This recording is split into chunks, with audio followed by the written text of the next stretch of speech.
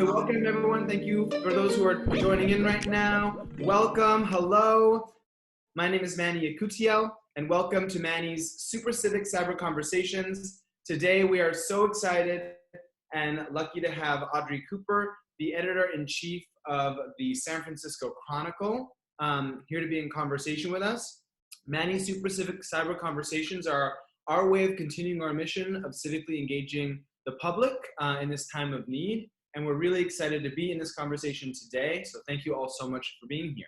Audrey, how you doing? I'm good. How are you? I'm sorry, I didn't mean to shame you into not using the Chronicle background. Oh, you want my fancy Chronicle background? I'm very proud of it. I've spent a lot of time on Zoom. Yeah, you got to find a way to keep it interesting. I love that. I was using this one for a bit. This is Santorini. Oh, that's much nicer than the Chronicle's newsroom. No, this is not a competition. It's fine. You can be. I can be in my kitchen. You can be in the Chronicle newsroom. Anyway, let's get right to it. How are you feeling? And from where you're sitting, how does it all look? Just a general sense of like, how are you right now? You run the Chronicle. How you feeling? Well, we've been operating remotely for 2 weeks now. 2 weeks ago, I closed the newsroom. It's the first time. The Chronicle is 155 years old now. It's the first time we've ever closed the newsroom, and it's. Wow. I went there not this last weekend, but the weekend before, and it almost made me cry to see nobody there. Yeah. So I mean, really, we're doing pretty well. We're a little bit better off than a lot of other newsrooms, I think, because we always do drills to prepare for the big one, Right. Wildfires and all these crises. Right. So we've practiced operating remotely before. So we were pretty good, but you know, it's a really hard story to cover, in part because everybody's remote. Right. So there aren't places where you can go and cover the story like a wildfire or an earthquake. Right. It's a problem because because everybody's sheltering in place, there's a lot of misinformation. Right. There's a lot of people online all the time just pushing refresh, and the conspiracy theories are out of control. They're everywhere. And for us to keep up on them, you know, people assume if they don't see it on the Chronicle, they don't assume we aren't reporting it. Right. They assume we don't know about it. Right. So you have to chase these rumors down, and it's interesting because the day that the mayor and the county health departments declared a shelter in place, our traffic we had like 5 million visitors. Wow. That day. Oh my goodness. That's a lot. But now what's really interesting is that's kind of evening out, and now we're seeing a lot of people looking for stories that don't have anything to do with coronavirus. Why do you think that is? I mean, I think people have been in their houses for 2 weeks. Yeah. They're exhausted. They want to read something else. Yeah. They're looking forward. Everybody wants happy news. Everybody wants to know when it's going to be over. And so they're looking for it from somewhere. And it's hard because we can't tell them when it's going to be over. Right. And that's very unsatisfying to all of us. Well, before we continue, for all the attendees who are here, if you want to just quickly raise your hand, there's a little button where you can raise your hand. I would love to just kind of see who's here. Joe, I see Joe and Terry and Jim, Tyler, David, Jasmine, Marianne. Thank you all so much for being here. Thanks for raising your hands. If you have questions, we're going to be getting to question and answer with Audrey in 15 minutes. You can already start just typing them into the Q&A button. There's a little Q&A button on the bottom of your screen so you can start writing your questions in if you want. So have you had to close any sections, Audrey, or all the sections are still operating? I imagine like theater reviews and like the restaurant sections and stuff like that. You know, what are those folks doing right now? Well, a lot of them are covering news now. We've taken about half of our sports staff and made them into news reporters. Got it. They're doing things. How's that working out? How are the sports staff, like, how's that transition working for them? Well, you know, a lot of sports reporters were news reporters before they went into sports. Okay. And I would say for a newspaper sports reporter really does see themselves as a journalist, not like a fan blogger. Right. So, I don't know that I would throw them into covering the governor's press conference necessarily because they don't have the same background. Right. But they're doing things like updating our live blog and things like that. For the arts reporters, there's a lot still going on in the arts world. So if I dated a sports reporter, I would learn so much. You know what I mean? I feel like I'd have so much to talk about because I know so little about that world. But that's... You might not be interested because they go really deep into their details. I like to learn new things. They also have really terrible, like being a sports reporter in some ways, it sounds very glamorous, but it's kind of shitty because they're traveling all the time. Mm-hmm. They're talking to a bunch of jocks that don't want to talk to them. Okay. So, sorry for any sports reporters out there, but it's not as glamorous as it seems. How many people work for the Chronicle? In the newsroom or the company overall? Both. We have about 200 people in our newsroom. It's the largest newsroom north of Los Angeles and as far over as Texas. Wow. Okay. Amazing. And so how are you thinking about the role of the Chronicle right now? And then, like in terms of like everyone, I feel like a lot of people who are in leadership in some way, and that would certainly be you and the Chronicle, are kind of thinking like, what's my job? What's my piece of this to make it through? And so where do you see the Chronicle and where do you see its role? And then more broadly, what do you think is the role of the press and the news media more generally right now in our country? Yeah, it's a good question. The way, I tend to be a glass half full kind of person, as I know you are too. Yes. And I really think that this is our opportunity to show why institutions like the Chronicle are so important because, especially in San Francisco, we have this idea like, oh, corporate media is no good, and I'll just, look at my neighborhood blog. But the fact is, like, when push comes to shove, we have 200 people we can mobilize to cover this, and that's something that doesn't get replaced with a small hyper-local site, and it doesn't get replaced with Facebook, and it's something that I think this is our opportunity to really show why it's so critical. Yeah. And I know people, I think there's a role for smaller, obviously, outlets too, but I don't think people understand how much this virus is going to hurt media. Tell me. We still rely on advertisement, right, to pay the bills and to pay 200 journalists, right. And the way that other media that isn't owned by private companies work is they lay off journalists when they're not making enough money. Right. We're lucky enough to be owned by a large private multi-billion-dollar company, and so they'll stick with us, but most media is not going to make it out of this, and we won't make it out. People are going to stop advertising. Yeah. Oh, they already, advertising is way down. I probably can't say how much, but we were negative cash flow, and perhaps still are. And we can sustain that for a little while and get through this. And like I said, we have a really diversified company. Right. But not everybody's like that. And when push comes to shove, if people don't support us with their, with a subscription, right, they don't come to us now, it's not going to be there. And I think everybody's now realizing, the live blog that we have up right now takes about 15 people to man. Wow. And that's not SF Gate, that's something else, right? No. SF Gate is owned by the Chronicle, but and it's a free website, but they, the journalists in the newsroom are on sfchronicle.com. Yeah. Another thing is, and you mentioned this already, is just being able to filter out the noise and the falsehoods and the fake news is something that when you have a lot of reporters that can do the research and fact check, that's something you can do. And it's so important right now when there's so much stuff flying around.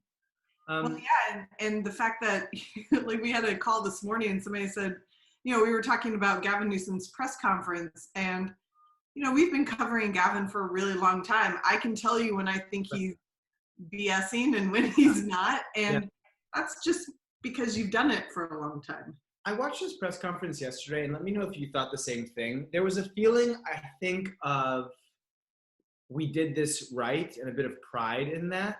I think because, and obviously it's too early to tell, but thank God and fingers crossed, California seems to not be seeing a steep increase in cases. And I felt like with I watched Andrew Cuomo's press conference and then Governor Newsom's, and there was such a stark difference in how the two of them presented their message. Do you feel like Gavin is feeling confident and proud of what we've done as a state right now? Well, yeah, and I think they probably should be. I mean, we were ahead, California, the East Coast always we're this fascinating thing that they can't quite figure out. But I mean, we were right to shut down the Bay Area and the state. And whether or not it's being proven out in the numbers, I think is still too early because it's not easy to get a test right now. Right. But it wasn't the wrong decision. I think that's pretty clear. How right it was, I don't know. But this is an opportunity for every leader, whether you're me or you or Gavin, to really be in control and to tell people we will make it through this. Right. If we all stick together. Totally. Well, that gets into my next question, which is how do you think about the balance between scaring people and reporting the news? Because sometimes I check NewYorkTimes.com and I see the blaring giant headlines and the maps and the scales and the empty plazas, and I can't help but wonder, are they trying to raise my blood pressure? Is that the point of this? How do you think about that balance between making sure people stay informed and actually causing panic? I mean, I think what's happening in New York right now is really hard for us to understand. It's the cases are so much more overwhelming, and really the city is so much more dense. I know there are San Franciscans who think it's not, but it's a totally different situation. And New Yorkers are not used to this, and this isn't like 9/11 where they could all band together and there was a common enemy. Right. The enemy is ourselves. Right. And I think that's really scary for people. And I think even in San Francisco, you see it playing out in these two ways. On one hand, the best parts of the city are coming forward and people are banding together and finding ways to be supportive. And then in the other way, it is exposing this weird tribalism and nastiness that we have that's always been in tension in San Francisco. So, but your question was, are they trying to scare you? And I don't think anyone's trying to scare anyone. I think this headlines you see that are oh, this doctor says it won't be that bad. Those stories are being written because they know that's what people want to hear and they click on them. Those are the sort of things that from the national media, I think are really irresponsible and lack context. And people are searching for those things so much because they want to know when it's going to be over. I have more of a problem with the trying to give people unnecessary or inappropriate hope than trying to scare people to stay home. Why? Well, because what's going to happen as a consumer of this news, I feel like it's such an important respite for me. Well, I think we all need to take a respite from the news. Yeah. I mean, even I take a respite from the news. I did a podcast and I invited my 7-year-old on it. And I said, I asked him how much of the news do we watch? And he'll tell you, we don't watch it. Yeah. Especially TV. TV is the worst. I mean, we should. I don't watch TV. I don't know. And I don't know a lot of people, at least in my age bracket, that watch TV on the news or news on the TV. Yeah, I don't think there's a lot, but in politics and in times like this, the back and forth is really not helpful and it's not intelligent. And I think we're smarter as Americans. I think there are other ways to give people hope without giving them false hope. Mm-hmm. So we just started, the daily good news story. And ideally I would like it to not even be about coronavirus, but just something good happening in the world. Yes. How's that going? Are people clicking on it? Are you noticing that? Well, I think today is the first day for it. And do you know what the story is or what the good news piece? No, they did tell me what was the good news story. I'll find it as we're talking. And my staff who's listening, if you want to also go check, maybe you can check and post it for the participants. I have so many screens going on. I know, we see all the screens behind you. You're in the newsroom. You're the only one there. God's so dedicated to the Chronicle. Um, No, I think, yeah. Speaking of dedication to the Chronicle, I'm interested. Can you tell me about another time in the Chronicle's history, and I think it's been around since 1865, you said over 150 years, something like that, where the Chronicle was around during a similar time of crisis in the city, maybe during the 1906 earthquake or the AIDS epidemic, and kind of what the Chronicle's role was then and what role it played back into another similar time?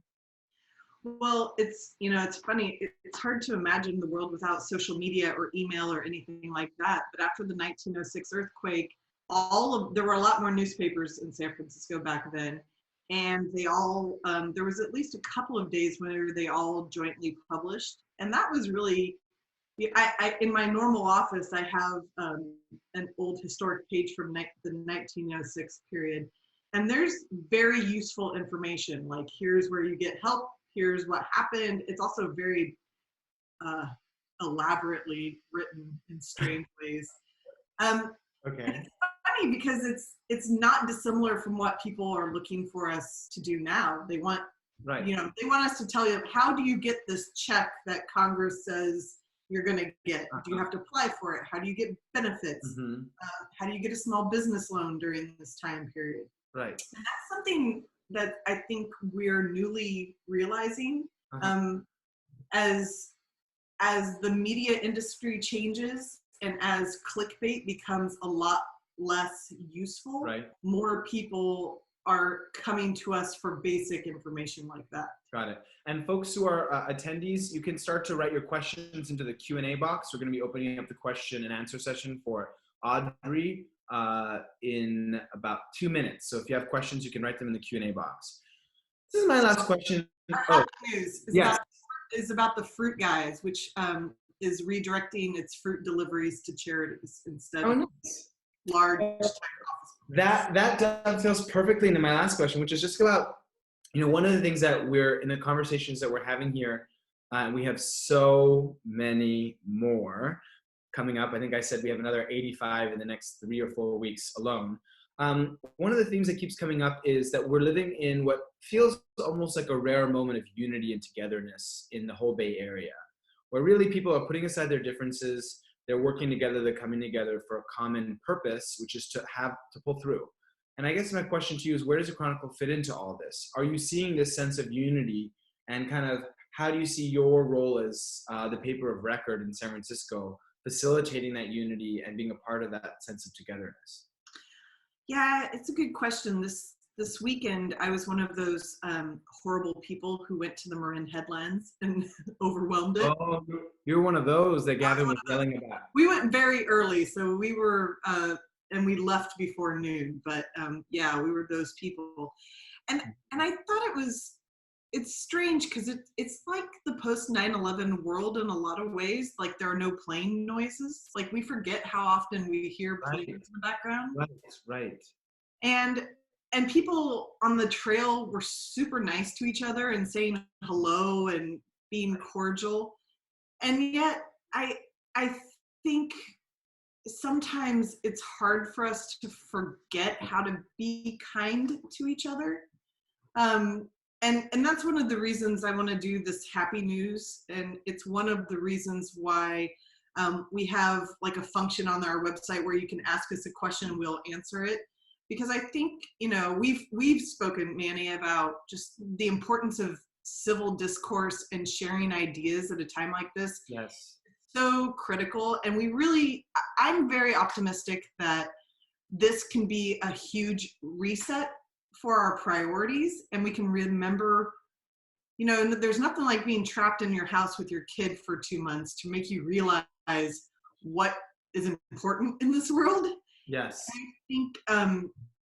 I think it's up to us to help amplify that and help us remember why we love the city, why we love each other, and why we appreciate our neighbors. The Chronicle is so lucky to have you as its editor, and I'm so glad that we get to have this conversation. So we're going to open up to Q&A. So if you have a question for the editor-in-chief of the San Francisco Chronicle, you can type it into the Q&A box. The first question is from Evan Golden, and he writes, I've seen a lot of people asking news sites to take down their paywall during this crisis. As a former journalist, it's frustrating to see during the gas crisis in the 70s and gas stations didn't make their gas free. How have you handled this request, and how do you encourage your team to handle that? Yeah, it's a really good question.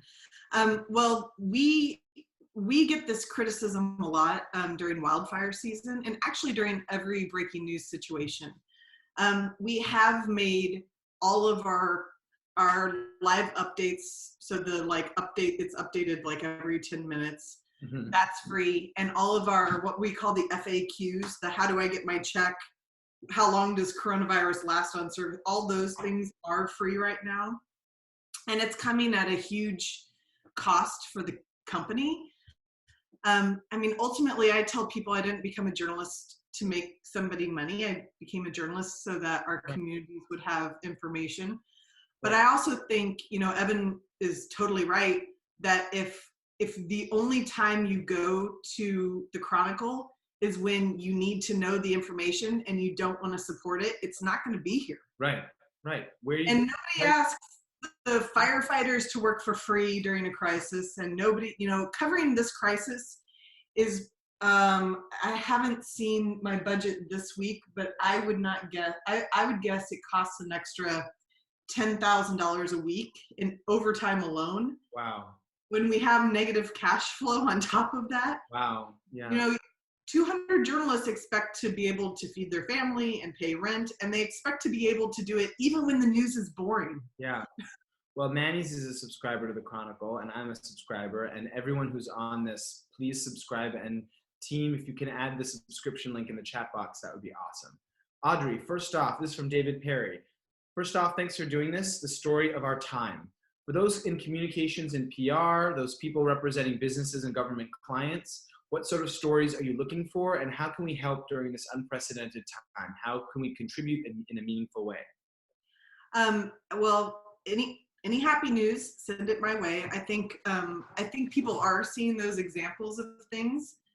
I think any business needs to be cognizant of the fact that there's an appropriate time for PR and there's an inappropriate time for PR.